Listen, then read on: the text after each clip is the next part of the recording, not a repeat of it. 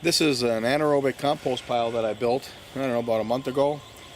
The ingredients, or the primary ingredients, are horse manure and not sawdust but saw shavings, and a lot of the wild plants growing in the backyard. A large component of those wild plants was comfrey. Comfrey holds a lot of nitrogen. It's a good plant to add to a composting situation. You need carbon, you need nitrogen. And the reason why you want to compost is because you want to add in a whole lot of other nutrient ingredients or elements in the compost. You know, there are a lot of elements that are necessary for soil life. You want to get them all in, and most of these elements can be found in wild plants just growing around your area. So we're going to flip this, and I'm going to be adding in a lot more green material as I flip it. I did an experiment with honey locust seeds. I thought that we could get them to sprout. I put them on the top, but here it got so hot, and I checked, the seeds were actually ate by the bacteria.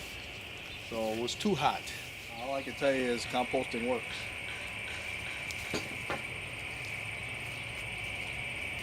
So in the initial stages here, I want to be taking the outer layer of the compost and putting that into the center so that we get that also composted by the bacteria. Let me get this down a little bit. And then a secondary process of this is this area here that I'm composting on. We're digesting all these wild plants. I want to put up a greenhouse here. I've already put down a wheelbarrow full of green material here. I'm going to start by covering that, then I'm going to go find some comfrey, which isn't hard on my property. Stinging nettles is a really good source of nutrients.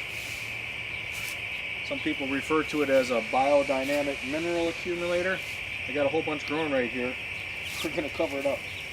We're going to make use of it right there on the spot. I'm happy to see this has a lot of nice moisture in it already. Still.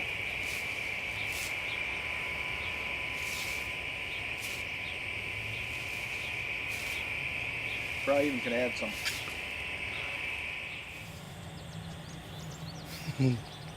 Look at this pile I got. This is a big pile. I just cleaned out a small area that was around my lemony quince. That quince only grows like 3-4 feet high, that's it. This is kind of taking it over, but not anymore. That's a lot. It's growing right in my backyard. And I got a lot more where that came from. Don't have to go to the store and buy anything here.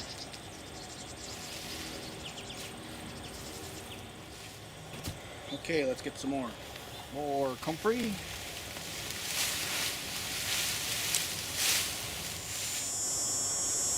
Here's some rhubarb that got shaded out. This is jewelweed and catnip and thistle. Ouch. More thistles. Jewelweed, tansy. I think that's called ditchweed, this other stuff. I think that's pretty good coverage right there.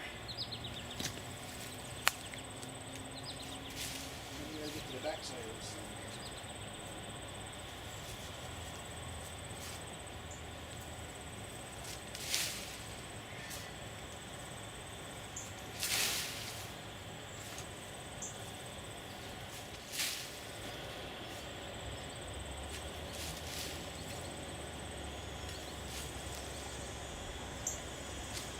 I think it's plenty moist, but I'm going to add some water anyway.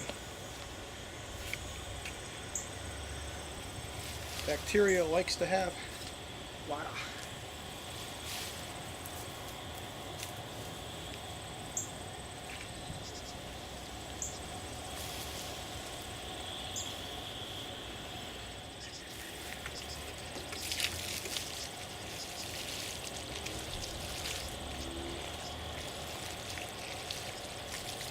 Got a wheelbarrow full from basically the front yard.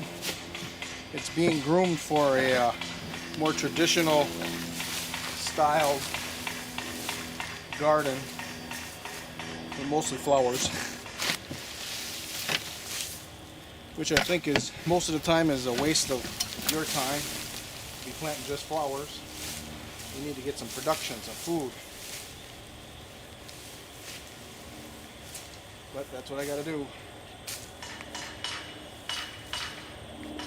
Make somebody else happy. Ooh, this is nice and wet stuff here. Good, it's in this wheelbarrow.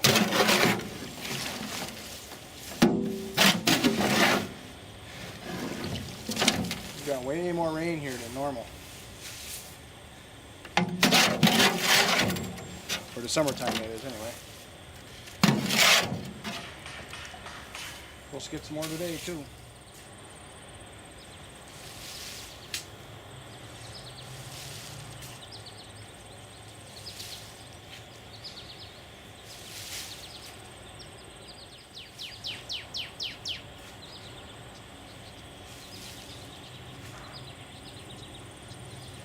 Pile here, the bigger pile, I'm going to be distributing in the food forest because there's a lot of carbon in it.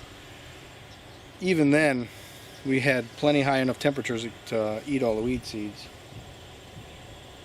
So that's it. I'm not going to flip this big pile anymore. I'll distribute it, you know, if we get a break in January, February where it thaws out, I'll distribute it then. Otherwise, I'll wait until everything unthaws in the spring. Okay. Thanks for watching.